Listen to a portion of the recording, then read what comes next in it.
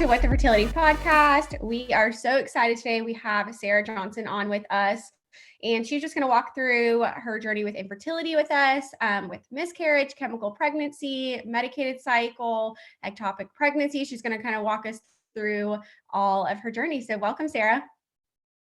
Hi, thanks for having me.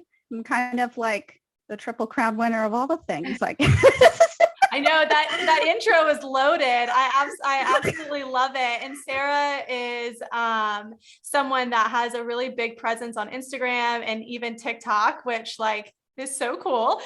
So we'll tag all of that stuff at the end of the episode, but we really wanted Sarah to just start out.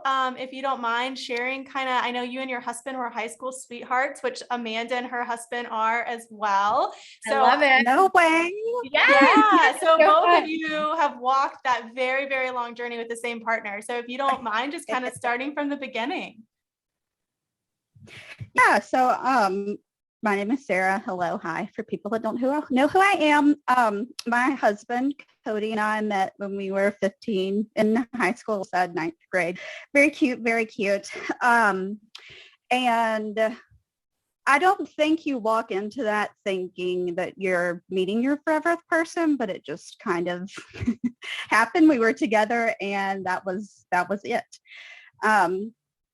Of course, struggles, kind of came down the road. Definitely not anything worried about at that point. So we live through high school, you get through college. We got married in 2015.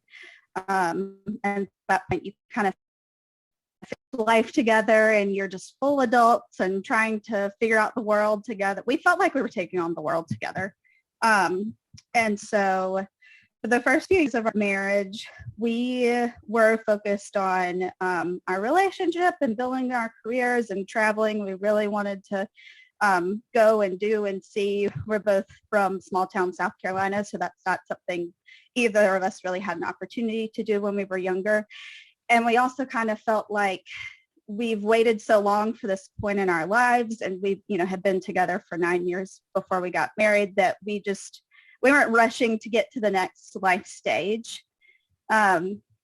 Always knew we wanted children, but I was just not someone who felt in any hurry to get there. I just assumed that would be waiting for me whenever I was ready. And so let's see, we got to 2019. So we had been married for about 4 years. And the conversation kind of started coming up, and it wasn't even like we both felt like, okay, we're ready to just make this happen. I don't think, at least in my experience, that you ever feel ready, but you're just kind of like, oh, I'm open to the idea, so maybe I'll go off my birth control. No, absolutely. Like for me too, I was like, oh, I know I want to have kids. I'm getting close to 30. I guess I should just rip the Band-Aid off and throw the birth control away. Exactly. And that 30-year mark just feels like such a milestone. And I feel like our generation is just not in much of a rush, at least compared to previous generations. But then that age is creeping up a little bit, and we're like, well, okay. So I went off of my birth control in August of 2019. We weren't really tracking or doing anything crazy by that point. We were so naive because we were both like, we're not going to be one of those people that does ovulation predictor kits or goes crazy with this. Like, it's going to happen when it's meant to happen, and all that shit you tell yourself early on. I feel like everyone goes into that thinking the same thing, like, oh, I'm not going to need it. And you're right. We're all like so naive to it. And then we're like, oh crap, actually, we can do all the things. So we were just kind of I was just off of birth control, and that was that. And for the first couple months, and not really thinking too much into things, and time goes by and nothing had really happened. And I wouldn't really say we were getting discouraged or anything, but you start to feel like, are we missing something here? I mean, Yeah, because you we're see having in, like, sex. yeah, right. You see in movies and stuff, you're like, your whole life you've tried not to get pregnant, and you're like, what the hell? Like this, I've now tried and nothing's happening. Exactly. And the people in the movies are getting pregnant and they're not even trying. So what's the deal here? I'm like, we're having sex. What else is supposed to be happening? And so that, kind of continued on. And we got to the point of doing more research. And then, I am the chick that's buying the ovulation predictor kit and trying what's going on. And, I was like, let me cycle, maybe I'm just not ovulating at the right time and that kind of thing. That was kind of towards the last couple months of that first year. And we happened to notice that I was not getting any positive ovulation predictor kits at all. So I was insinuating. Yeah. So, yes. So that was kind of, insinuating that I wasn't ovulating. And then you read conflicting things online, like the test can say one thing, but your body can be doing a different thing. So again, we didn't think much into it. And by this point, we were kind of buying our first house and busy, and time floats by, and we get to that year mark where they say that you should, see a doctor if nothing's happening. Yep. So we do that. And by this point, this was June 2020. I was 29, and just all the signs kind of pointed to go back to the OBGYN. She drew some hormone levels and blood work that they do kind of when you come to them with this complaint, and everything was fine. But she said, endocrinologist's opinion, that's not the worst idea in the world. And so the next month we had a consult with our reproductive endocrinologist here in Charlotte for the first time. And she kind of took everything that we sent into, these ovulation predictor kits are not barely, because we must not be catching the ovulation or something. Maybe I don't do them. And she said, people that hate ovulation predictor kits are the people that aren't ovulating. And I was like, oh. So I feel like really dumb. Can they do tests? Yeah, right. Can they do blood tests to like catch your ovulation? Is that where you're going with this? So they can. I think they will draw like a cycle day 21 progesterone level or something along that lines to confirm whether it's happening or not. But based just on my OPKs, and this was still 2020, so I think they were trying to limit office visits and all that nonsense too. My doctor was like, let's just presume that you're not ovulating, or it's just not very often. This is an easy fix. Let's go on to medicated cycles. That statement rings in my head still to this day when she was like, you're not ovulating. This is an easy problem to fix. Right. So it seemed really cut and dry to us. And I was like, cool. Well, this just makes so much sense. And we had a good laugh because we felt like, we just wasted a whole year and we didn't even have a chance in hell to begin with. Yeah. That's so frustrating too, because you wish you would have just known right then and then been able to be on the medicated cycle like earlier that year. Right. And there was no indication that anything was wrong, because, I know people with like PCOS or other issues deal with ovulatory cycles. But other than having having kind of erratic periods when I was a teenager, like I was still having somewhat regular cycles. I was still having periods. I was not having pain issues. There was not anything to make me think that something was off until we were trying to get pregnant and it wasn't happening. Yeah. And all my other testing came back fine. And so she was like, you may just be one of these random people that your body just doesn't do this for no reason. Which is like the worst thing to hear, of course, that's like your body just doesn't do it. Yeah, that's so hard. So I get slapped with the unexplained infertility diagnosis, which is like somewhat frustrating because it's basically a non-answer. Yeah. but we felt kind of rejuvenated. We thought, okay, this is easy. The doctor said this is an easy fix. We started medicated cycles, which consisted of 5 days of Clomid, and then an Ovidrel trigger injection right around ovulation to force my body to ovulate. And then we just did, some people will take these medications to start an IUI cycle, but we kind of felt like the only problem was ovulation, and we didn't have any indication that we absolutely needed to move to IUI. So we would just do timed sex at home with medications.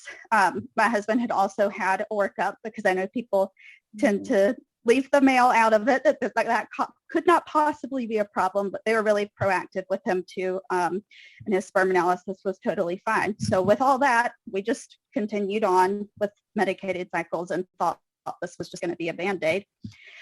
And I guess in a way it was, because our very first medicated cycle in August of 2020, I got pregnant. Yeah. So that's such like a mind. I mean, you know, you're like, oh, this is it. It worked. Oh my gosh. I don't need anything else. Yeah. Wow. Yes, we felt so triumphant and really just kind of like, oh wow, that really was it. All you needed. It was like a very anticlimactic, you know, after all of that. Yeah. But we were completely overjoyed. I was completely shocked when I saw the test that this could even be real. You know, by this point, I had taken many pregnancy tests, could probably buy stock in First Respond. Right. We all could, for sure. I had only seen negative tests, and here this was right in front of me, and I could not believe it. But we were so excited and spent those, you know, first couple weeks just dreaming of the future and thinking that we were kind of finally past this and like, oh, this is our time and we're moving on and moving along. And had a 6-week ultrasound scheduled with my reproductive endocrinologist a couple weeks after my positive test. And those weeks waiting were just really blissful, but really impatient, just waiting for that ultrasound. And so we go in that day.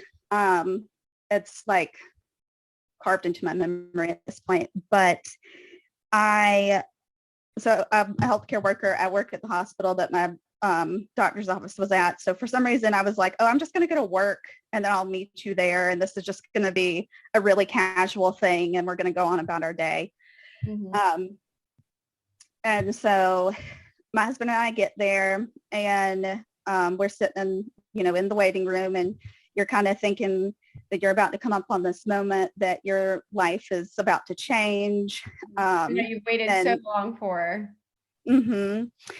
And our doctor gets in there with the ultrasound tech, and they're looking around, and my husband, who just has to research everything, is like the restaurant review king before he even gets to the restaurant, that kind of person. That's how my husband is.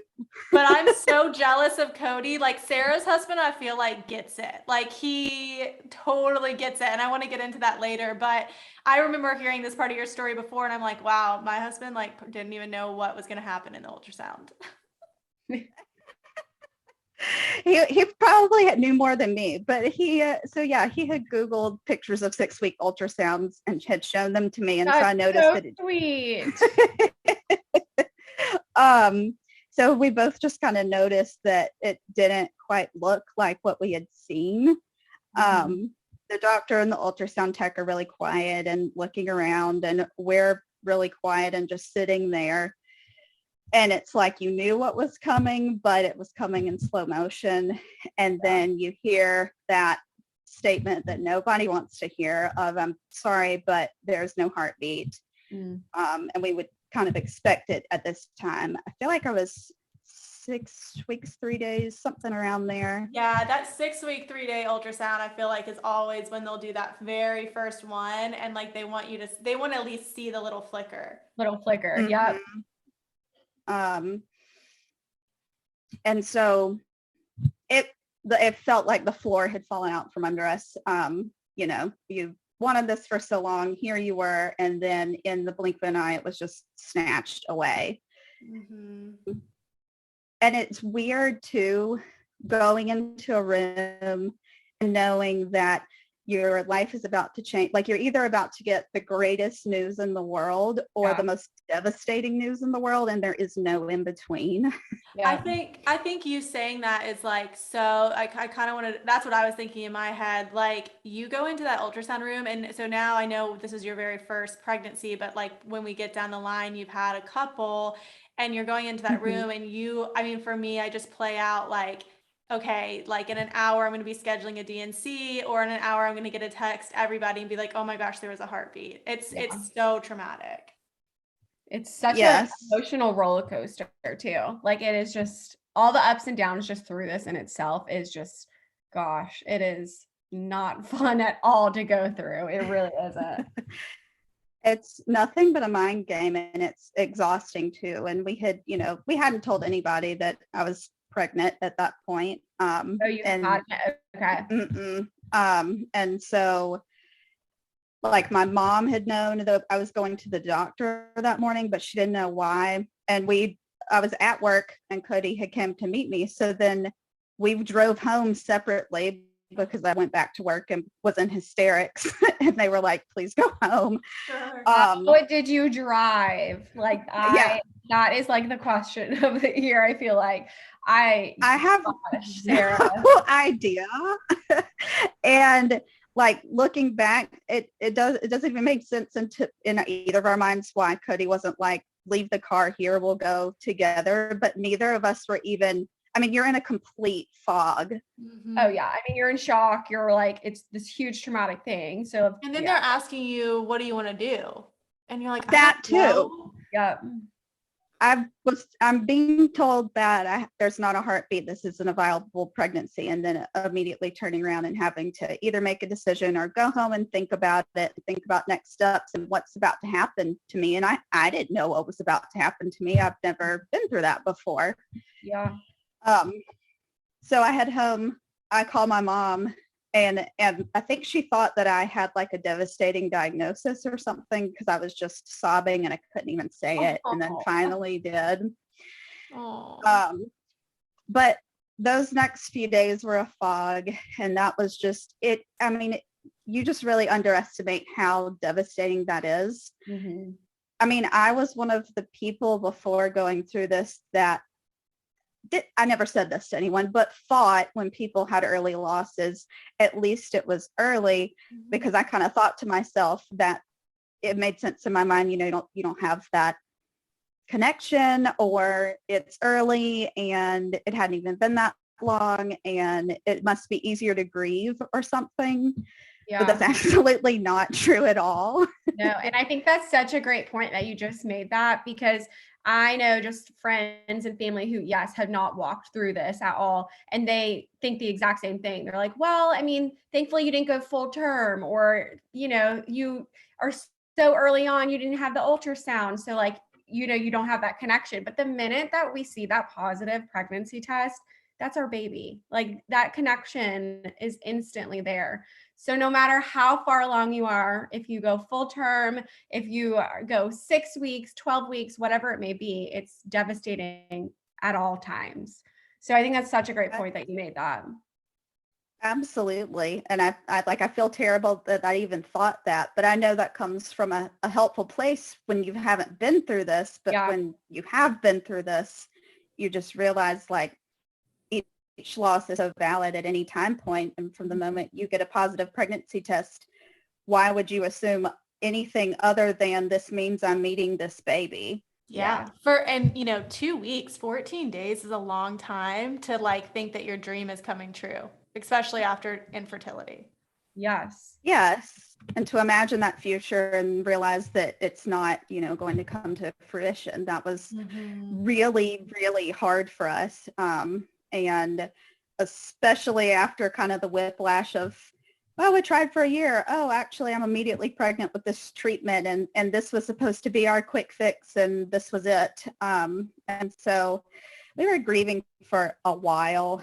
And that pregnancy ended up just in or that miscarriage ended up being really hard to go through physically too, because I ended up taking Cytotec to kind of help induce things and move things along, and it was a horrible experience, and we ended up in the ER one night. Yeah, I think anybody that's ever going to listen to our podcast, I want to say we haven't released a few episodes, but the word side attack is going to haunt everybody. I mean, that like to this day, my husband is like, I will never, ever, ever let you do that again. Yeah. Yes. And I didn't realize this until recently that that same drug is sometimes used to induce labor. So, but I had no idea what to expect from my body, like physically or even mentally, and to make it through that and to make it through our ER visit and make it to the other side, we finally felt like we had gotten past something. And then the mental aspect of it all set in, and trying to process and validate my own feelings was kind of when I started sharing more online, because I kind of thought, this is insane that people just do this and don't tell anyone, and we're just expected to move through this grief in silence. Did you feel, I love that. That's when I first started sharing too. Did you feel like if you didn't tell people, like it changed me as a person? So I felt like I need to put this out there and be very real, because like I am not the same person I was 3 months ago. Oh, absolutely. So I felt completely changed by that, experience. And I think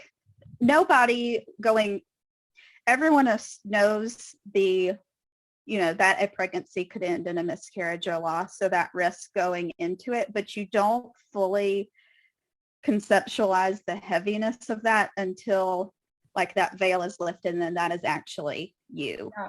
Well, yeah, because you don't think it's you. You don't think it's going to be you. Like, it could be an option, but you never are like, it's going to actually happen to me. I feel like we all are like, oh, it won't happen, or it could happen, but not to me. Right. Absolutely. Or, oh, that's sad, but it's different when you're having to move through that, and then to find some way to be hopeful again after that. How do I open myself up to potential heartbreak again, knowing good and well that I could possibly have to go through this again. Yep. Absolutely. So how did you guys move on? Because so I'm assuming the whole process was like a month and a half, 2 months. And then were you like, okay, we gotta try again? Yeah. And, you kind of look to support and like the statistics and everything. And I realized too, which is not something I knew before this was happening to me, because I guess you don't go looking for this until it's happening to you, but that 1 in 4 pregnancies can, end in a loss. And that gave me some, I don't want this to come off the wrong way, but hope and validation, because I realized it was so common, I guess. Yeah. I felt like, okay, you're not the only person in the world this has ever happened to. Like, you're not special in a way. And so this means that plenty of other women go on out there to have a perfectly healthy pregnancy and move past this. This doesn't mean you're broken or damaged or your body's not going to be able to handle this or whatever. It just means it happened. And so, I think it was like a month or 2-ish for, everything to kind of get regulated again and my period to come back. And we felt well. We had success with the first medicated cycle. And so it obviously got my body doing what it needed to do. It just wasn't the right pregnancy. And let's just keep moving forward with medicated cycles, because it obviously worked the first time. So that seemed like the logical, next step. Yeah. And so we started medicated cycles again, I think around October or November. And you're kind of like a hamster on a wheel, because you call, you report your period, they get you on a schedule, you start taking Clomid, and you go into the doctor's office, and they do an ultrasound to check and see if there's a follicle growing. And then they say, okay, cool, we're close to ovulation. Here's your trigger shot. Go home, live your best life. Call us back in 2 weeks. I didn't realize that's like so many Uh, doctor's appointments with, I mean, maybe it's just a few, but like, gosh, you're being poked and prodded like every 28 days. Yeah, I mean, not to the degree of IVF or anything, but it was still just so much more of a regimen than just trying. And Yeah. we had a few failed cycles there where it seemed like I ovulated and everything happened, but I didn't get pregnant. So then you rinse, repeat that over and over and over, and it just starts to feel kind of do they change any regimen? Like, is there different kind of regimens for like medicated cycles, or were you on the same exact type each month, or how did that work for you? Yeah, so they can increase Clomid dose, and I was on the starting dose of Clomid, 50 milligrams a day. So if they're seeing signs that you're not ovulating, then they can increase that. There's several other medications that they can use instead of that if it seems like you're not responding, letrozole, Femara. And then I know some people use different trigger shot. I imagine it's different for depending on your doctor. Mm-hmm. Given that we had success the first cycle and it seemed like all signs were pointing to my body responding, we were just kind of giving it time. And I think my doctor said to let's give it 3 cycles before we worry about moving anything, because when people talk about failed cycles, we see it as a fail if we're not getting pregnant, but it's actually a fail if you're not ovulating. The whole point is to get you ovulating, to give you that chance. But as we know, we don't get pregnant every month that we're trying anyways. And so we ended up just staying on the same dosage of medications and kind of waiting things out. And I think a few cycles went by and nothing was happening. And I mean, then we got to January. So my first miscarriage happened in September. Not even that long of an amount of time between the two time points. And we had 3 failed cycles in between that time, but it felt like forever, just given what had happened and how quickly the first pregnancy had happened. And I think too, when you have a loss, at least for me, I think it's you're all you want to do is get pregnant, or you want to run away from it as much as possible. But like once you've had that first miscarriage, for me, that desire to get pregnant again was so high. Oh, it Yes. Increased significantly. Yep. Yes. After seeing that first positive test, I felt like we were just chasing this so hard against all, odds or stressors or whatever. You're like, this has happened before. It's going to happen again. It's going to, So January came, and I believe that was our 5th medicated cycle. We're on the same rigmarole and everything. And my 30th birthday was at the end of the month in late January. We had a trip to Charleston planned to celebrate. And the end of the cycle was kind of concluding around that time. And I took a test one day, and I don't even remember exactly where in the cycle the day was. And it was negative. And it was a few days before we were leaving on this trip, a few days before my birthday. And we were just devastated just because we were getting so tired and so over this and starting to feel like maybe we need, some kind of break or something. This is just starting to feel exhausting, and getting to see negative tests over and over after seeing that positive so quickly the first cycle. It was just very discouraging. And so we just thought, whatever, we're just going to wait for the next cycle to start. We'll deal with this later, but we're going to go and have a nice weekend. And we were packing up to leave a couple days after that to go to Charleston. And I had suddenly realized, and I was so obsessive to this point and meticulous, I don't know how this left my brain, but that my period was late. Because I mean, I'm usually like, okay, down to the day it's coming, especially on top getting of the things. especially getting negative Yes. tests each month. Oh, that is you're on it usually. Yeah. Yes. And I was like, well, let me just take a test to get this out of my system before we leave. And I was not expecting it to be positive. I was like, obviously it's negative and my period's just off this month, but I want to go, drink some cocktails and have a good time on our weekend trip. So let's just put this behind us. And I took it, and it was positive. So crazy. I'm sure that initial reaction too was like jaw dropping. Yes. And it was such a different experience than the first pregnancy too, because with the first, we like knew to the day that it was time to take a test, and we looked at it together and had that like special little moment. And I just happened to decide to take the test before the trip, and, was in the bathroom by myself and picked it up and looked at it and was just like, what the hell is this? Yeah, for sure. Was Cody in the other room? Were you like, Cody? I think he was downstairs, and I texted him, and it was so casual too. I was like, will you come upstairs and look at this? And just like so ominous. So different than the first time. Oh my goodness. Didn't tell him I was taking it, or like he had no idea. I walked in the bathroom and I showed it to him, and I said, do you see this, or am I just crazy? And he said, no, this is a Lyme.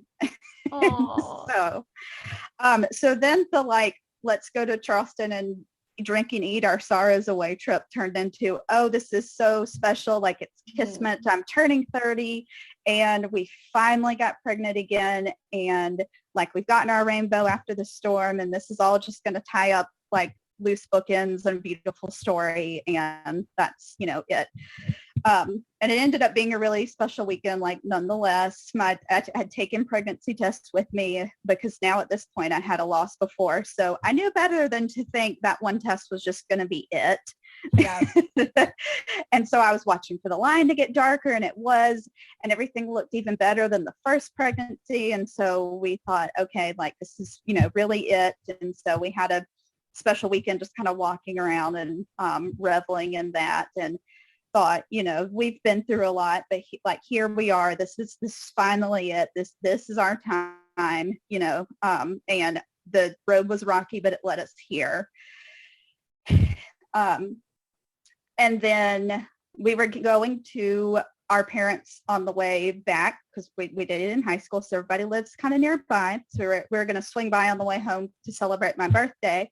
And after the first pregnancy and everything that had kind of unfolded and the way that I processed with it, and everybody feels differently about this after a loss, but I kind of thought, we want to be happy today, because we want to be excited today, because we know what it's like to have this taken away in an instant, and we want to acknowledge and celebrate this pregnancy. So this one was different than the first, in that we told everybody right away. Yep.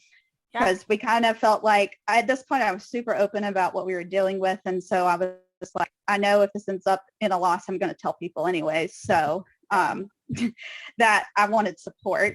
And so everybody was excited, and we had that moment.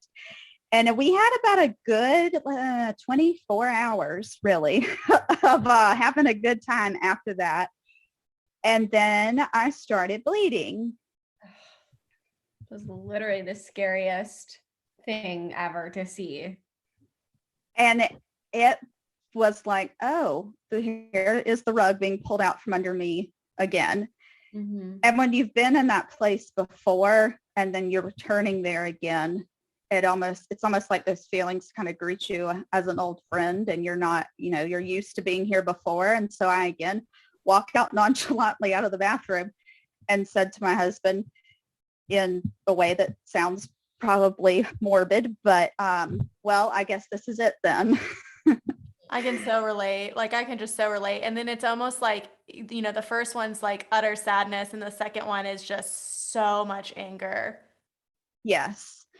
And we didn't know what was going on. And at this point, we had 2 good rising betas, and our clinic, had said, okay, perfect, ultrasound in a few weeks. And we called them back. They brought me in for another beta, and this started a couple weeks of betas rising appropriately, and then, oh, they're slowing down, or this hasn't come up enough, and then they'd stop, and then they'd go back up. And so it was just like a back and forth whiplash of, oh, yay, oh, no, over and over and over and over. In that time, the bleeding would come on and then it would go away and it would come back and then it would go away. And I mean, we just didn't know what to think. Did you have it ultrasound or anything at this point, or is it still just too early? Not to that point. It was early, but they had moved mine up. And then I started just having other really strange symptoms that didn't seem related to anything. My heart rate was going up really high on my Apple Watch, and I started feeling short of breath and all this weird stuff. I thought I had COVID. And in the midst of all, this is all 2020. So this is like the beginning of COVID too. Oh my goodness. Yes. So this was like January 2021. So we're in that first winter after where there was a surge and everything. And then I thought, well, maybe this is just pregnancy, after loss anxiety, and I'm just assuming the worst, and I just need to calm down and, take a beat. And it kept getting worse and worse. I finally got freaked out so much that I drove myself to the ER after work one day, and they did like a full workup and everything. And they were like, we don't know why this is happening to you, but we drew another pregnancy hormone level and now it's dropping from the last one that you had. Mm-hmm. And so we were just and you're by yourself confused. And you're by yourself at this point.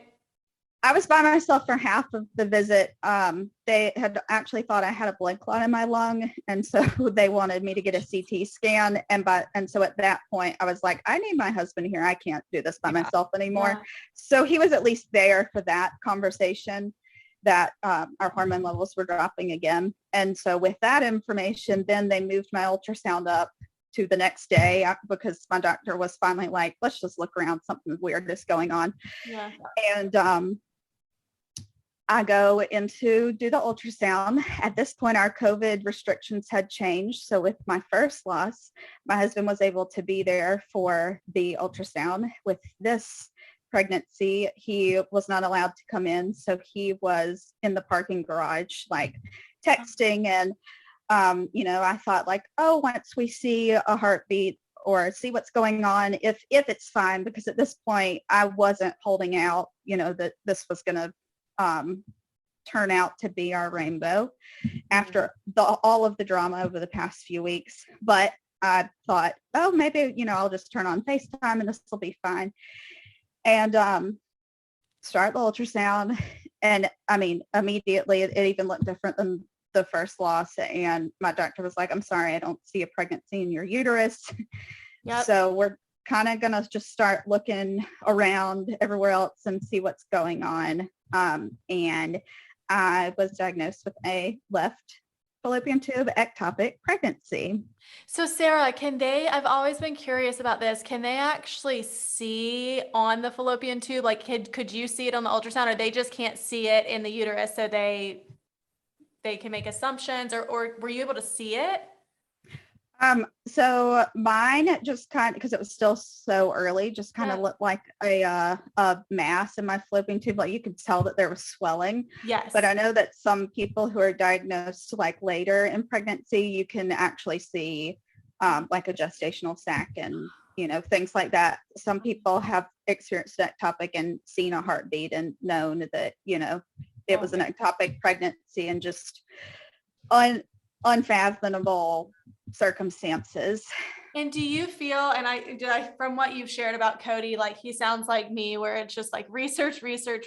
And like, did you feel like, wow, okay, another thing to add to the list, another thing to look up, another thing to worry about, another thing to just be like, okay, well now what's that topic?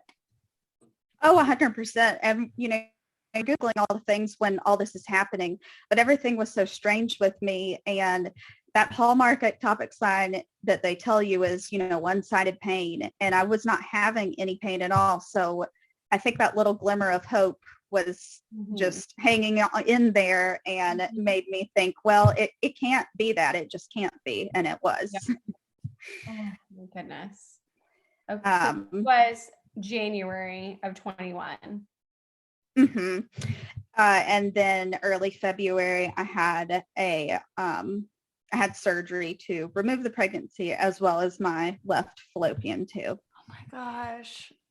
That's just so devastating because it's like, okay, now I have X% to get pregnant. And I've just said that like really casually. Do they actually say the percentage goes down? I mean, I think you think like, okay, well, I have 2 tubes, but is that even the case?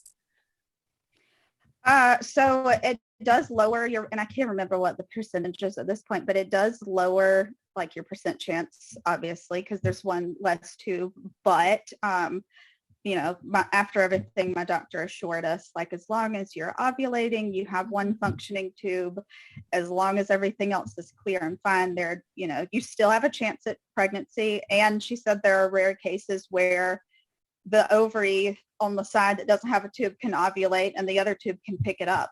Yeah, I've heard that. And I think in my brain, I don't anatomically understand it, but I had heard that. No. That is so interesting. I don't even understand how that happens. Like, I don't get how it works. I know that's another thing too. Through this process, I realized I don't know anything about my body or my own anatomy, or we're taught nothing, because literally I was like, so it's like a vacuum? I don't understand. But so we moved through that, and that loss was so different because I felt so guilty about it, but I harbored so much anger towards it because there was a loss of a tube. There was more loss of like the innocence of what pregnancy could be for me. And I felt like it had just made it where it just felt like another hurdle. And everything happened so fast. It's like you never made that connection. And part of that is just being too nervous to make a connection. But the first loss just felt so much more like intimate and devastating, where this one, it just felt like feelings that I'd felt, one and the same before. And I just was so frustrated over the whole thing. Like, why does this have to be this way? Absolutely. I remember like journaling like every day during my first pregnancy and like talking to the baby. And then like the few after it, I was just like, I couldn't even like make myself think I was pregnant, even though I still was telling my family and we were celebrating and we were so hopeful. But to your point, you're just so frustrated. And then you have to like, that the hardest part about miscarriage is you got to try. Most people want to try again because the end result's a baby. And so it's not like you go through this like horrific experience and you can package it away and deal with it and grieve. You have to jump right back into the same situation you just went through. Exactly. And at this point, I mean, we were just pedal to the metal moving forward. Like, I think I've said, before, now reflecting back on that time, I felt like I absolutely was not processing what was happening to me during. All I could think was, well, we don't have any choice but to move forward, and was just very straight-laced about it. And this Sarah, felt different. I'm going to ask you this, Sarah, just because we're just talking about it, and we do like the Q&A with our Instagram followers. And so someone asked like, what kept you going? And so I think that's just like really important for you to kind of, if you can talk a little bit about, I know you just wanted to continue moving forward and just like keep trying, but was there anything that like, besides obviously the ultimate goal of getting pregnant, like, was there anything that you like mentally were doing to help you just move forward or like just keep going? I don't know. I just think people wanted to know about that. At that point, yes and no. I don't feel like I was probably doing enough to nurture my mental health during that time, but I was trying my best to just keep perspective, I guess. And at this point, so we decided to move to IVF after that loss. And so every new treatment or every change in what was going on to me felt like a new avenue and a new journey and a turn of the page and a chance to look at things differently. And so that helped me move forward. We were mentally just done with medicated cycles at that point. Yeah. And so we looked to move to something else. And I also was like trying to keep up with hobbies and keep the perspective of, yes, this is our goal and what we're working towards right now, but we have, we're in a happy, loving relationship, and we're going to hang on to the things that we enjoy.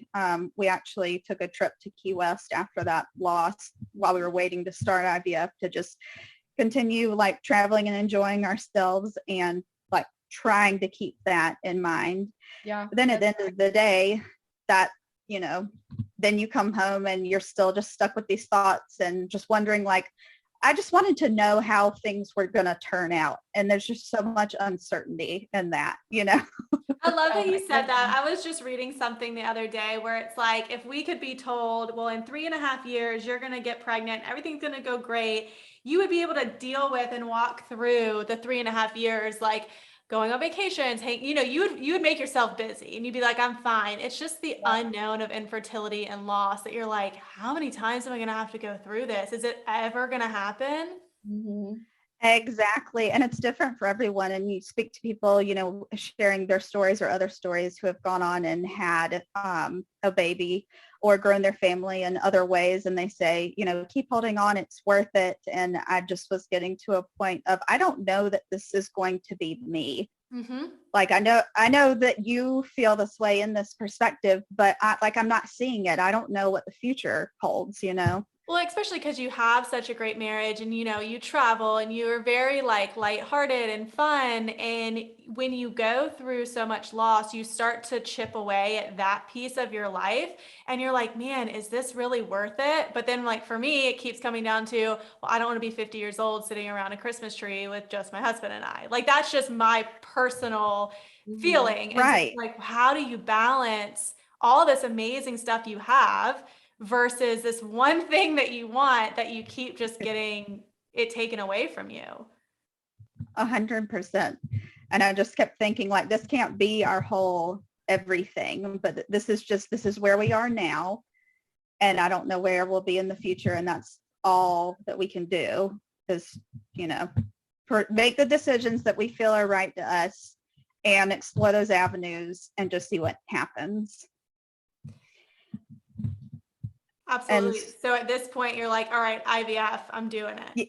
Yes. I had lost a tube. And so those numbers were scaring me. I had no interest in going through another ectopic, understandably.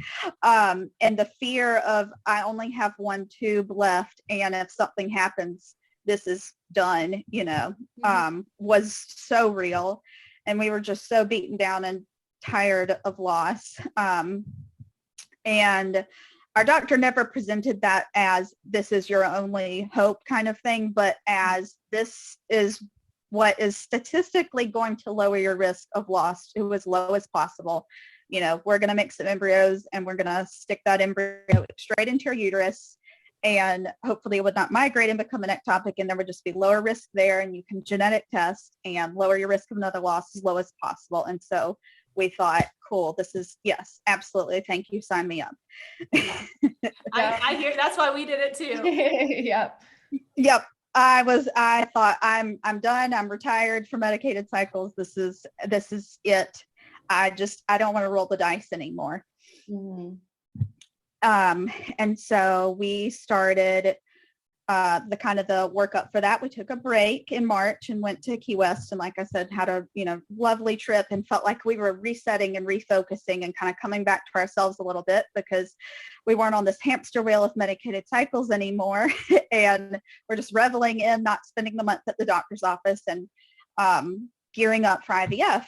And in March of 2021, we started the workup for IVF. So they're going to draw your hormone again, and we're going to do a mock transfer and just do all these things to kind of prepare and optimize for success, in your cycle, and figure out what they need to do to make decisions about your medications.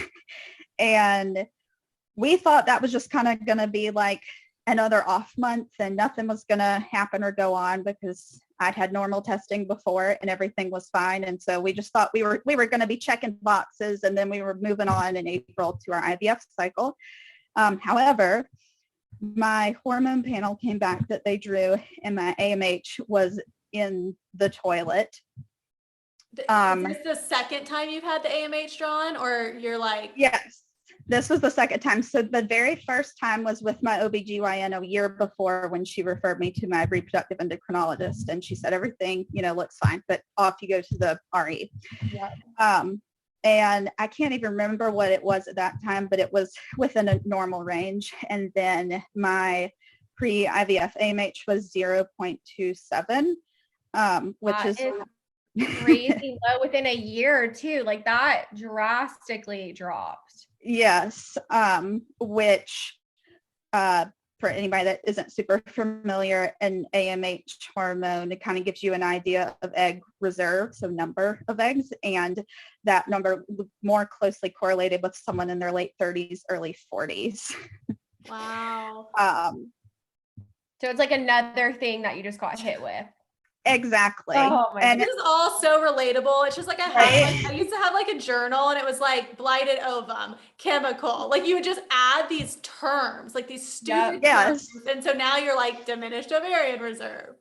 Exactly. And that was such a devastating day. We just walked around our neighborhood in a fog. It was like a warm spring day, because you're Googling all these things and wondering what this means. And I mean, who's going to feel that great about being told that their egg reserve's closer to that of a 40-year-old when they're 30? I was feeling, I get it, girl. I had it too. Oh my gosh. Yeah, right. I'm walking around in dramatics like, oh my God, I'm 10 years older than I actually am. Like, really, body? Come on. Like, we're not this old. Exactly. And it just felt like another thing to add to the list. And where, you're kind of thinking this started off so quote, uncomplicated. Let's just get you to ovulate. And here it's like, we just keep uncovering crap. Especially with that. Yeah. Especially with like unexplained infertility. You're like, okay, but it's really starting to be explained, people. Explained. Yes. So, my doctor reassured me, and anybody that's dealt with DOR or low AMH has probably kind of heard all these things, that again, if you're regularly ovulating, this doesn't mean anything other than we now know how to dose your medications better, and we're for IVF, and we're also kind of thinking you're not going to get a lot of eggs out of IVF because people with DOR and low AMH tend to be poor responders to the medications that you take with IVF. Mm-hmm. So then we're walking into like the big daddy of fertility treatment, the most intense thing that you can do, knowing that this could possibly be a complete bust. Yeah. And having to psych yourself up and get excited over this, to undertake all of this medication and go through these procedures, worried that it's not even going to work. Then add on also, oh no, sorry, go. I was just going to say add on costs too. I mean, you literally have gone now over a year of like medicated cycles. So you're doing medicine, you have injections or the Clomid, or, you're already having to pay for all this medicine. And then now you're moving into IVF. And I mean, IVF is not cheap. So absolutely. Add that in, and just obviously the uncertainty of it all. Yes. And it's different for everyone. And it's also unfair too, that finances are a huge barrier for people that absolutely need this, to have this possibility, because fertility treatment is often viewed as elective to insurance. Luckily, I had good insurance coverage, which also moved us to move to IVF at that point, because we thought, okay, like we have the coverage to give this a shot, so why not? Yep. So I responded poorly as expected through that whole IVF cycle, and we got to retrieval day with the hope of retrieving 2 eggs. Wow. Yes, we knew. People that like don't know IVF, like retrieving 2 eggs would be basically the same time as trying to have sex for 2 months. Yes, pretty much. So with the IVF process, you're trying to hyperstimulate your ovaries to create all of these eggs, because we all know we don't get pregnant off every egg every month or anything. Yep. So you're knowing that you're going to kind of lose some to poor quality or not able to fertilize and all that, and hope for a number at the end that could be possible transferable embryos. And so knowing that we were starting with 2 and then hoping they would make it to that point was just, I mean, I can't even describe the mental barrier there of just, we don't have any other choice than to try to be hopeful. Yeah. But how can I feel hopeful for that? And especially when you're comparing yourself to other people and everyone's different. So you really shouldn't do that, but you do. Yeah. People are like, I got 22 eggs. And I'm like, screw you. Yeah. So true. I mean, very happy for you, but I don't have diminished ovarian reserve and I only got 9. Yeah. I mean, go off fertile queen, but that is not me. So yeah, we thought we were going to get 2. We got 1 egg from that time, that first cycle. And so we knew the chances of that 1 egg fertilizing and then that 1 egg becoming an embryo and that 1 embryo making it to day 3 or day 5 and being a good quality embryo weren't super high. But again, what choice at this point do I have but to be hopeful and, hope that would just be our 1. And to our shock, that 1 embryo did make it to day 3. That's mind blowing to me. That is so mind blowing. I know. And that also, do I need to start talking faster? Because I know I'm No, you're good. I'm so invested. Let's go.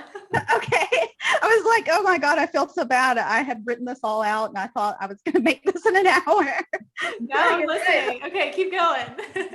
Okay. So we get this 1 day 3 embryo, and part of the reason that we wanted to get to IVF was to, again, genetic test, lower risk, all these things. And we thought, well, this is just 1, and I don't know if the risk of putting it through a biopsy and sending it off and waiting, to come back and all those things are like, do we do that or do we just transfer? Or the conversation changed again because we just had 1. Yeah. There wasn't, a group of them where you could say, okay, we send these all off and hopefully we have some to come back. And I think there was also just that fear of ending up with absolutely nothing, that we decided we wouldn't test the embryo and we were just going to give it a shot because that was, we felt like we didn't have any other choice. And the idea of walking away with nothing was devastating. And then the idea of, there's other costs involved with that too, of paying to have this embryo tested for it to come back and it be a no, we thought that's an expense versus just transferring and seeing what happens. And if it doesn't work out, then it's not going to work out anyways. That was kind of where my brain was. Yeah, no, that's great. I think if I had an option to transfer fresh, I would have done the same thing just because, gosh, you end up waiting. I mean, you're adding 2 additional months on once you talk about PGT testing, if not more. Yeah. Right. And that's so hard to figure out what the best decision is for you in that process too. I mean, because it's such a great and viable option and many people do it. And then you second guess yourself am I making the wrong decision here in some way? There's so many micro decisions that go into the IVF process that, I mean, it's exhausting. Oh, absolutely. Because I know for us, like I was kind of on the opposite side of it where I was like, okay, we only had 2 that we sent off for testing. And I was like, I didn't want to do the fresh because like, I was like, I can't go through another like miscarriage. For me, that's like how my brain like went through it of like, I'd rather than wait the 2 weeks because then my body didn't like necessarily go through it at that point. So I can see definitely, I think it's really interesting that people hear both sides too, that there's no right or wrong way to do it. It's really such a personal choice. 100%. And I think I realized through this that was, the case. That it's just not like a bread and butter thing. Yeah. And everybody's different. And you just have to, again, make the best choice that you can for yourself. And for your potential family. Yeah. So we transferred our day 3 embryo on May 29th of 2021. And anybody that's been through the transfer process, no matter how it ended up, I don't know if you felt this way, but I felt that was the most magical day ever. Oh, absolutely. I don't know, it felt like we were, meeting this little life at the very beginning, and what a privilege it was to just be here at the start and to get to see that transfer and the little flicker on the screen, and just have so much hope for this microscopic being. I don't know. I was just so just spazzing out the whole thing over that. I mean, it's so cool. Like, science is just insane. It's amazing how we literally can be there while they're literally putting your baby inside of you. Like, what? Yes. That's crazy. I was so hopeful, and they played music during it, and it just felt so warm and special, and it just felt like a good day. Did Cody get to be a part of it? Yes, so he was with me too. They gave him the little scrubs, and he sat next to me, and so we got to watch our embryo be transferred together, and then they give you the little picture of the embryo. And as we had never had a picture of our 2 prior pregnancies, even on an ultrasound or seen a heartbeat or anything, that embryo picture just felt so special, and like we finally had something tangible to represent our baby. Yeah. You know what I mean? Yeah, exactly. And so then, you go through your 2-week wait to see if the pregnancy implanted, and that you got pregnant. And I got a positive pregnancy test, kind of right or before that, my blood draw time. We were, again, excited, like with each one, but just really reserved and nervous, obviously, given everything. And we thought, okay, maybe this is it. Once again, here we were a 3rd time, just hoping that this could be it. And you probably have a little bit more hope, because you're like, well, it's IVF. It was different. Mm-hmm. Yes, 100%.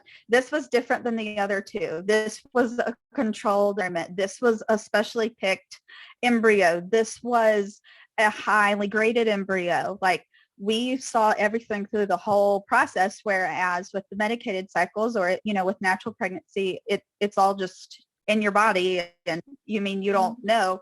And so in that respect, IVF gave us like this false sense of confidence, because there's so many factors that you're aware of that it felt like control. And so we thought, okay, kind of like you said, well, this is IVF. So I think in the back of our minds, we thought that was going to be it. And my tests were not getting darker, and they looked different than the first pregnancy. They were not getting as darker even as the second pregnancy, my ectopic pregnancy. And so we thought, there's no way that this could, be it. And that one felt similar to the previous loss, in that we had about like one good day. Yeah. I don't think I knew this, Sarah, because mine was the same. Like I haven't heard the rest of your story, but same thing. Like, we started getting positives 4 days after the transfer. Yes, I'm a serial tester, so I didn't wait very long to start testing. So then you have a few days of like, oh, is this just still medications in your system from the retrieval? Or, maybe it's just taking a little bit of time to get darker, like all these things that we tell ourselves to kind of hold out hope for a little bit longer. But unfortunately, my beta was really low on my first draw, like 13, I think. Yeah, I think mine was like 18, and they like weren't even gonna draw. They didn't end up drawing it again. Oh wow. Yeah. And then we went back in 48 hours. My tests were still light, and at this point, I would be hoping that they wouldn't draw it again. I remember telling Cody, like, this is a waste of time. We know exactly what's happening here. And it had unfortunately just about gone back to negative by that point. And so that was our chemical pregnancy that we were experiencing which was so weird because I guess I expected, no one assumes IVF is a guarantee, but again, it's something that you put so much physical and mental work into that you expect some kind of payoff. Yeah, absolutely. Yeah. Well, I mean, and we haven't even told the listeners, I mean, they probably know your story. We haven't even told them your story yet, but it's like, I mean, IVF, come on. And then like for the outcome that you've had, it's just comical. Exactly. Again, like you just see it as like the big fertility treatment, and like how did that pregnancy last less time than the other two? Yeah, right. Exactly. Yes. We were sad in a way, but at the same time, I think we were just kind of beaten down at that point that I really didn't have as much, if being honest, of an emotional response that time around, because I just felt like I couldn't muster it up anymore. I think I told Cody at some point, like, I don't have the energy to grow more. Yeah. Which is not a healthy thought, but that's just where so understandable. I mean, going through what you went through in such a short amount of time too. I mean, a loss after a loss, like that will beat you down. So, I mean, anything you're feeling is completely understandable. And in such different ways and such different losses, it just made me feel like I was just dealt like the worst body in the entire world that cannot host a pregnancy at all, that we had experienced different losses and through different treatments that I felt like, well, what is even going to work for, like, is nothing going to work, So at this point, were you like, I'm done with IVF, screw it? At this point, we kind of, again, had to regroup.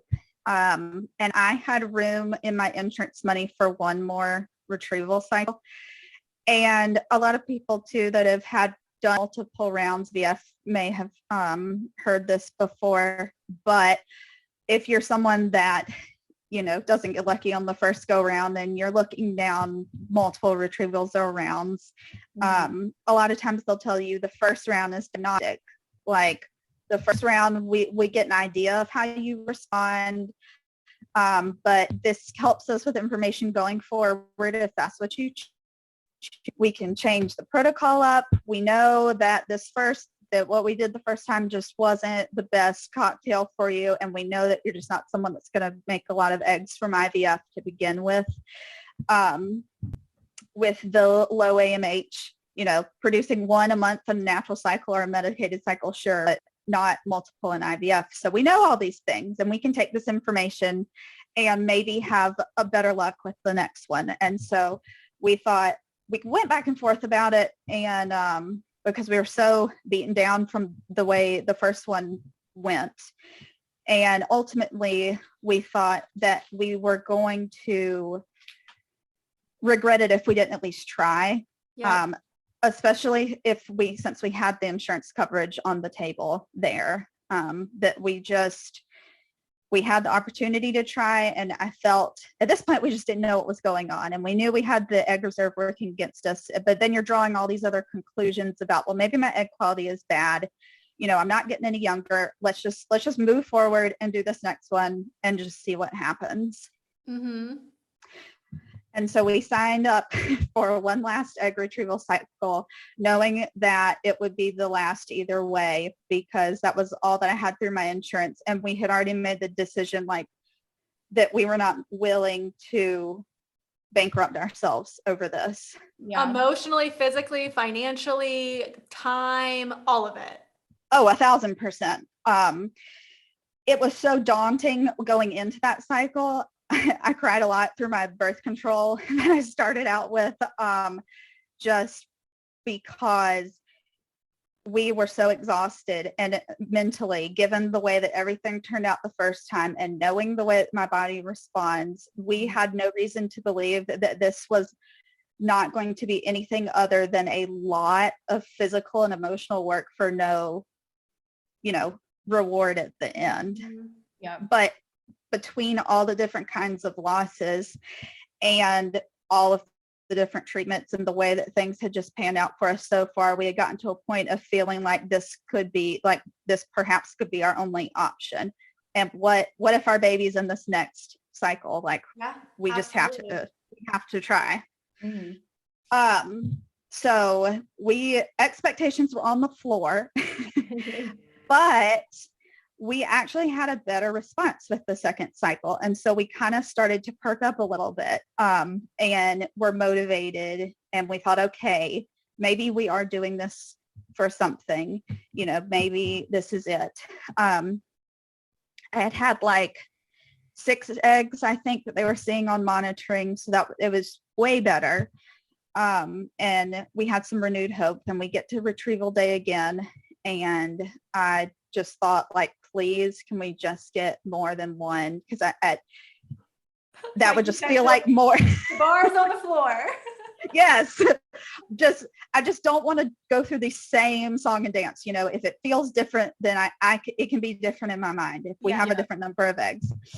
And so I'm like in recovery, and the first thing I see is Cody when I woke up, and he told me that we had gotten 5.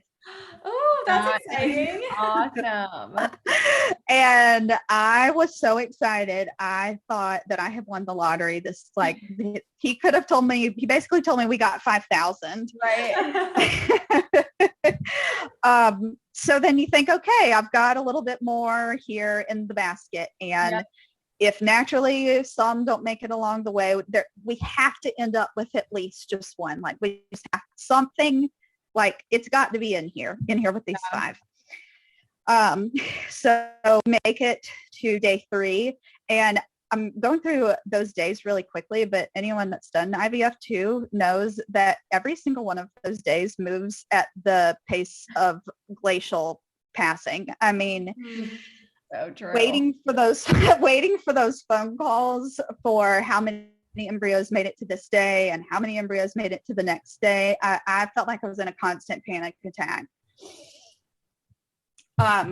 because the stakes felt so high, given that there were 5s, there was more, but it was 5. And it was your last shot. And it was the last shot, and it felt like everything was riding on these 5 embryos. Yeah, I mean, to get it together. Yeah, there's so much pressure on it.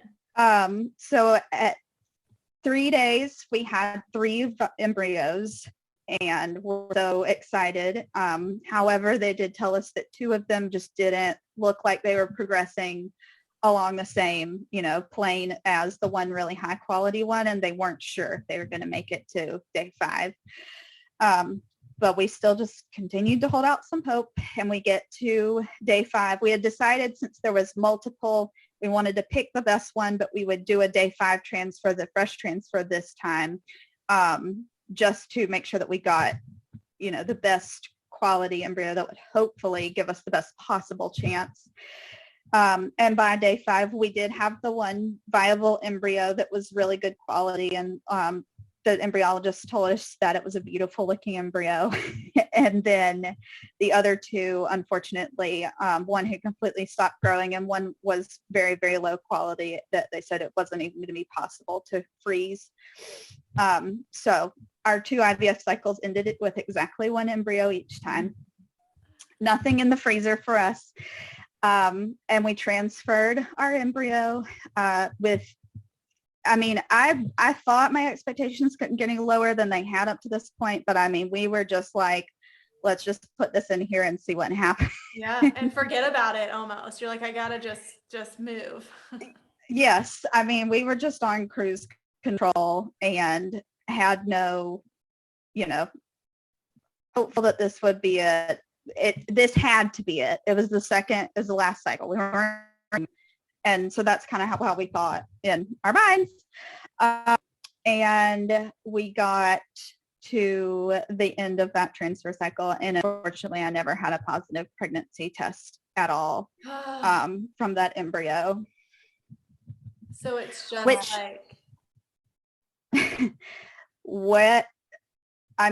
it was just a giant WTF of all the things. Where do we go from here? Do we go anywhere from here? I think we were honestly at this point so sick of asking ourselves these questions too. And what month is this? Because this is just last year. What is this, like summer, Yes. midsummer? That was July of 2021, that whole retrieval cycle and that transfer. I think that transfer was July 27th. So the whole summer was spent on IVF pretty much. Yeah. And so we just didn't know. We knew we weren't doing IVF anymore for us. There's a lot of different ways you can go with low AMH2. And so I think we were just at that point of contemplating what this meant for us or where we wanted to go next. There's 1,000 ways as a family. And when you're met with some of these obstacles, you kind of start to decide how you feel about, pursuing this in another way. Adoption, donor, those are things that we had kind of contemplated. How will we feel about this? Or nothing at all. I think that people kind of had this expectation of like, you keep going until you get what you want, know, and that is the answer for everyone.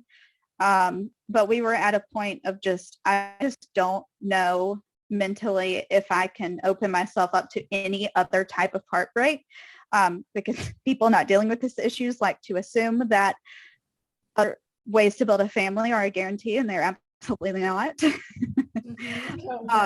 Yeah. With the same potential for heartbreak, and we felt we had 2 poor rounds of IVF, and with the response that my body was giving us, it did not make sense to continue to pursue. We didn't have the money to continue. There was no indication to us that would be our right decision. Mm-hmm. And so we were circling back around to medicated cycles again, because we were at an impasse of, are we ready to stop or take a break indefinitely? We didn't have a yes or no answer there, but we at least thought, let's turn back to the original problem. Like, this has all been such a mess, and muddied by so many different losses and treatments and devastating news, that let's come back to basics. The problem is you don't, ovulate. And we felt we had 2 pregnancies on medicated cycles, but we're just done with this being any more clinical than that. So let's give ourselves a chance to ovulate again. But maybe if we get to the end of the year and we're ready to just take a break or an indefinite break, we didn't know, then that'll be okay. But we didn't want it to be any more than that at all. So we had enough gas in the tank to say, let's just give medicated cycles a shot again for a little bit, but not enough to, fully call it quits or anything, if that makes sense. Talk about full circle. Yes. Oh my goodness. I felt like we had just not wasted, but, spent 6-7 months on something to end up in the same exact predicament that we were in at the beginning of all of this. Yeah. Okay, so now we're in August, and what happened? So we're in August. We had done a little bit of more testing just to rule out, any genetic issues, because we never got to the point of genetic testing our embryos, and neither of us had done like karyotyping to make sure that we didn't have some kind of genetic issue, which was why we kept having losses. And my doctor didn't really push us one way or another to get anything done, but we just wanted to know for ourselves and our own peace of mind as we were embarking on going back to, essentially with the help of Clomid and one tube, that there wasn't some other thing that was going to come up down the road that we were going to have to deal with and worry with, and all that came back normal for both of us, that there was no genetic issue kind of at play there. And so that gave us enough peace to keep on moving. And then I also had recurrent pregnancy loss testing done, just to rule that out as well for any like possible blood disorders or anything. which was when they figured out that I was having a clotting issue that is correlated with miscarriages. Wow. My goodness. That was the very first test they ran on me, which is so crazy. It's so different for everyone too. And my doctor kind of pushed for it just to give us peace of mind. But she also said, you know, your ectopic was a pregnancy not in the correct location. Like, Yeah. that's not going to count as the 3 losses that they say you have to have before they want to do RPL testing. And all that boggles my mind, because I'm like, so we have to put people through this 3 times before we work all this stuff up. Doesn't make sense to me. And so they found this clotting issue that I have, or they thought that I might have. And so I'm getting like worked up for this in the midst of everything too, that's correlated with miscarriages. And they just said, if you get a positive pregnancy test, you know, ongoing before we've definitely figured out if you have this problem or not, then we'll just do blood thinners just to be safe. But we don't know for sure. And I'm sitting here thinking, yeah, right. Like, that's not going to happen. Because it's like a daily stomach injection. Yes. Yeah. So we started medicated cycles back again.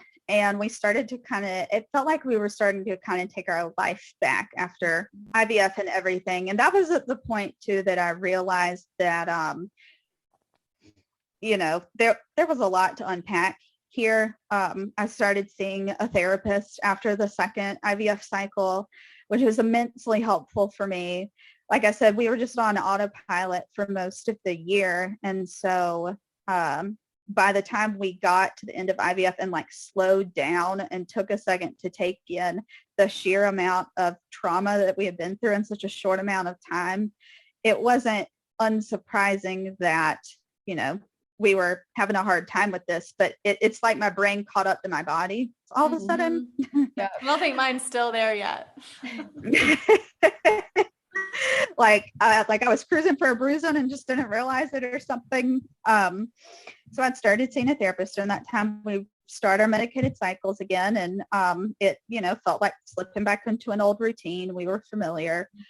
First one, didn't get pregnant, but we, you know, we had taken a trip to Canada together. We had been to New York. We were moving around more and kind of just trying to get back to like old routines. And because I mean, with IVF, you're essentially just locked down because you're at the doctor like every day. Yeah.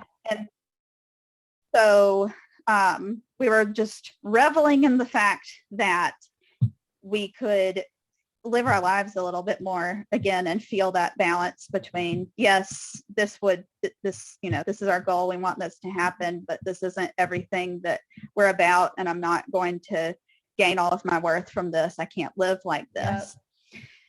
Yep.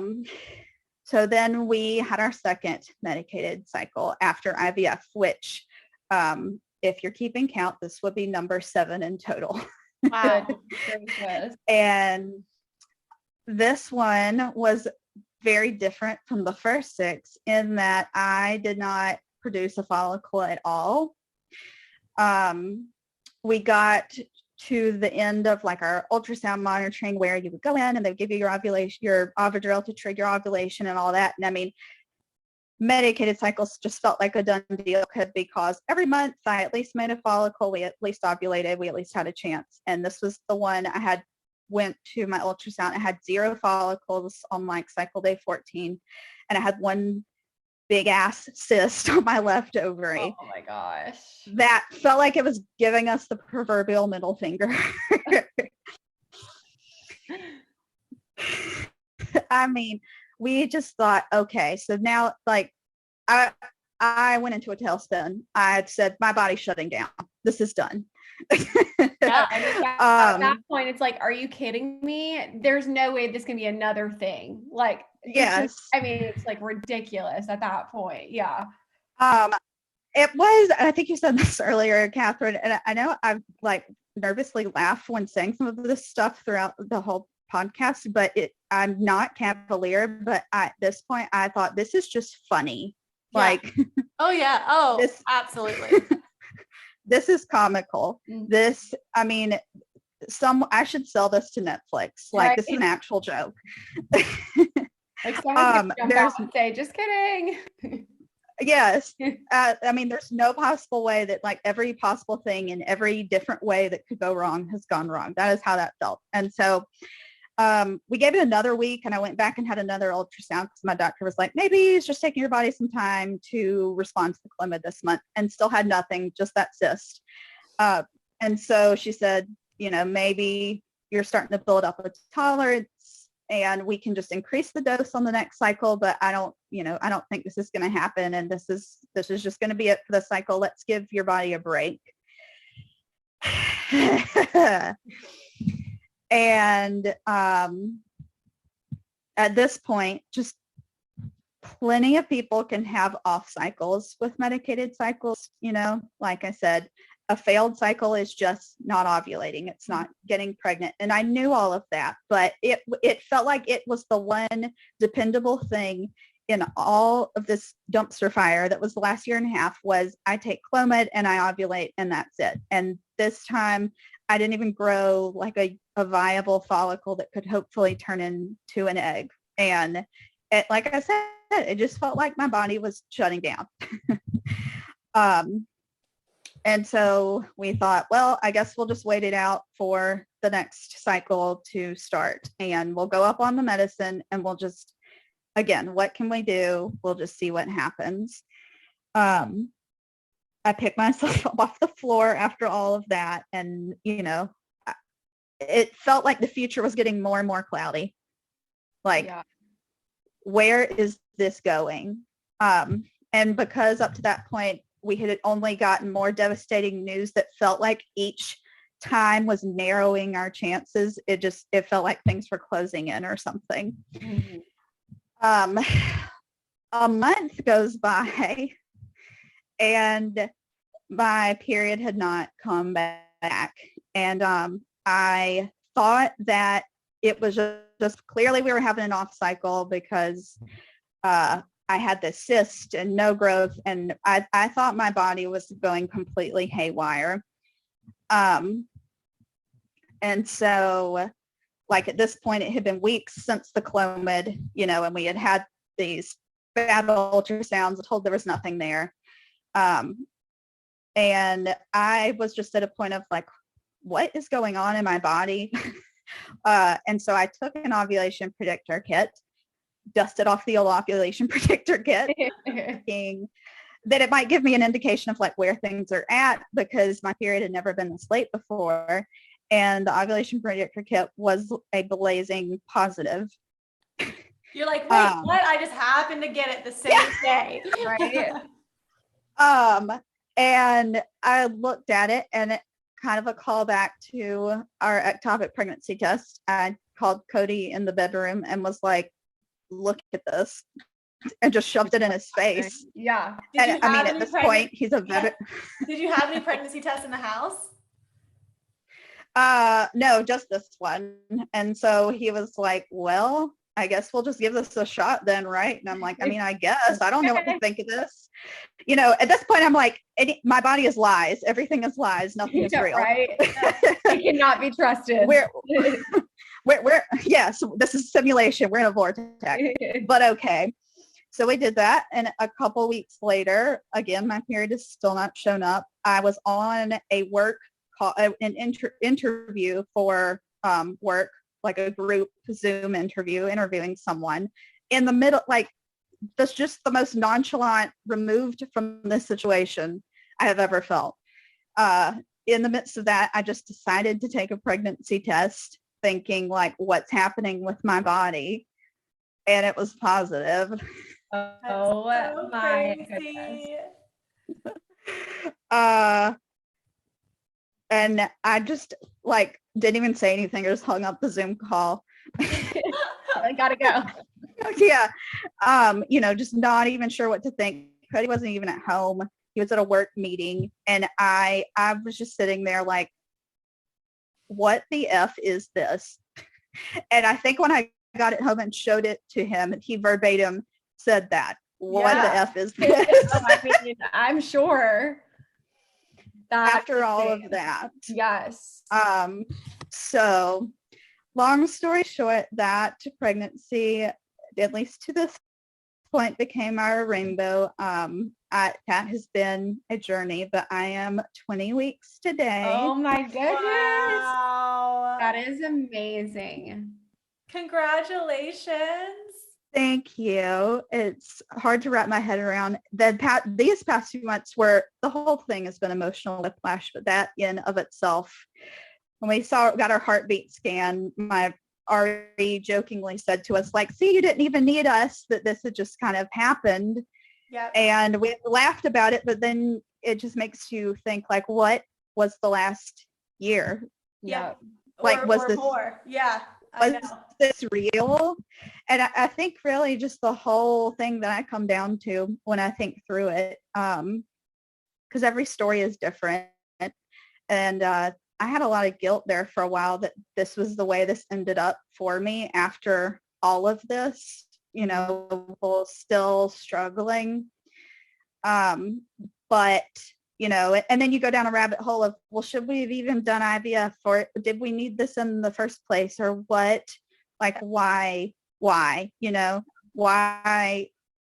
I can't even say anything else but why. But I really think no matter what, like, in the way that I've tried to view every treatment as a new horizon, every cycle, every fertility treatment, every embryo from each fertility treatment is just, or lack of, random natural pregnancy that you have after this complete mess of a year. But every embryo is a chance, no matter how you get it. Yeah. And so I know somebody asked this on Instagram because they follow you, so they knew that you were pregnant. But I think the answer is probably not much. But they said, what did you do differently during this pregnancy? Which I don't know, if they were even aware that this is how it happened. But the Lovenox for the blood thinning, is this the very first pregnancy you had tried that with? They gave it to me with my second IVF transfer, just as a everything but the kitchen sink type thing. Oh yeah. Which also made that, so that was my that was my completely negative test. Yeah. That made that harder because I felt like we had tried everything we possibly could and I didn't even get a positive out of that. But immediately after my second beta with this pregnancy, we started daily Lovenox. I have been on daily Lovenox since October. My stomach looks like a beater car, but this is the furthest I ever made it in a pregnancy. Yeah. And I don't know what to think, and I think people ask the question of like what you did differently, just to like, what's the secret sauce or something. And I have no explanation for what has happened to me at all. And everybody's different. I think you're the perfect example of that question. Is so innocent and well-meaning, and they want to just copy it. But like, everybody's so different. I mean, we could look at all the people that got pregnant when they PGT tested or did an ERA or did this or that. But like in your instance, you had a failed medicated cycle on your 7th try after everything in the world, and you ended up pregnant. And that was that. That's your baby. That's meant to be your baby. And I can just speak from experience, like how insane it probably is for you to even just say, I'm 20 weeks pregnant. Yes, I feel like an imposter. Yeah, for sure. I understand that. There is someone that messaged in and they want to know how you manage like pregnancy after loss anxiety. I know that's like a huge thing that like I went through for sure. So this person is hoping to be pregnant again soon, and so they're just wanting to know how you like manage your anxiety with after a loss. Not well. Yeah, sorry, me too. I didn't do it well. I mean,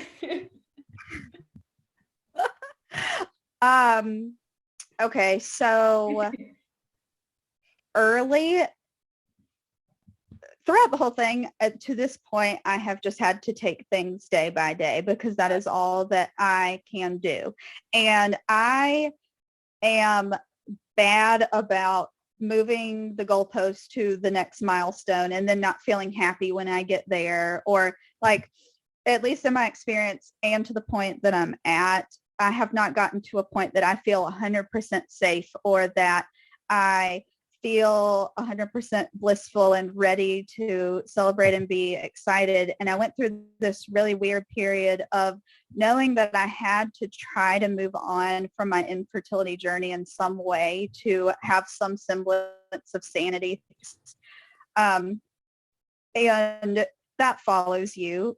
But to find a new normal, I don't want to say forget the past, but, to find a way to be hopeful when the only past experience that I've had to draw on has ended in very, undesirable circumstances.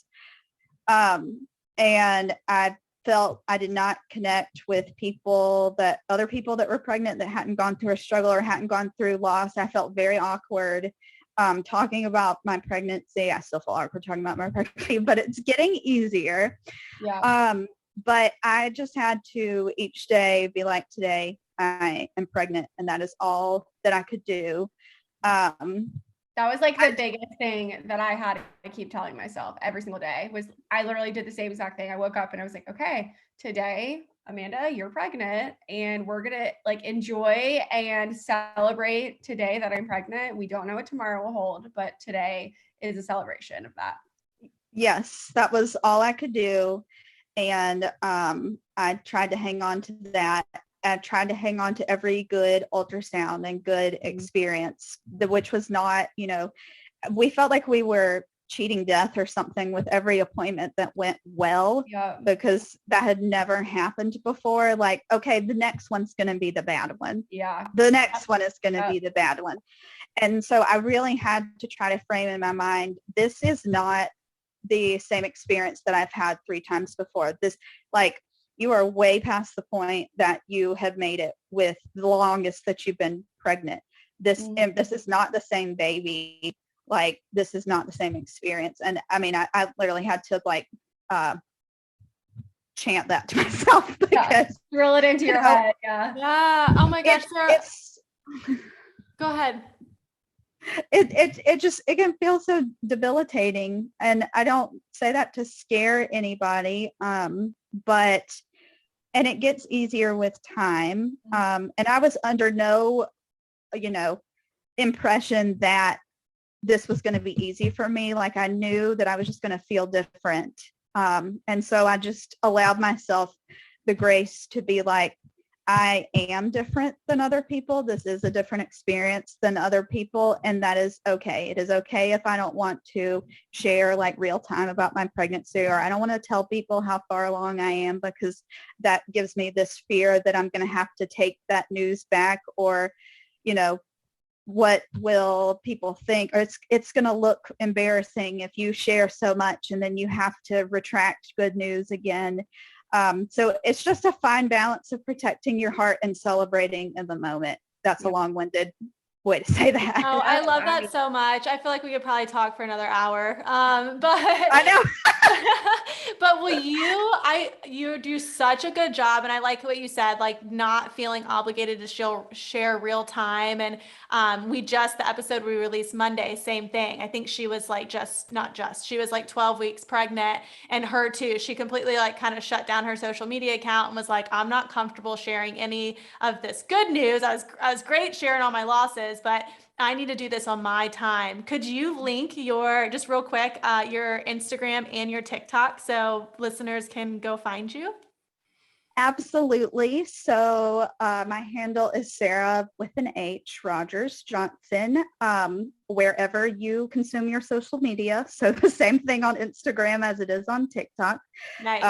I like to share fertility. I like to share pregnancy after loss and a little bit of everything in between, because I'm still trying to strike that balance for myself. So I try to be really cognizant about not just talking about one thing. I love it. And we'll share that written out too in the show notes. But thank you so much, Sarah. This was incredible. I absolutely loved hearing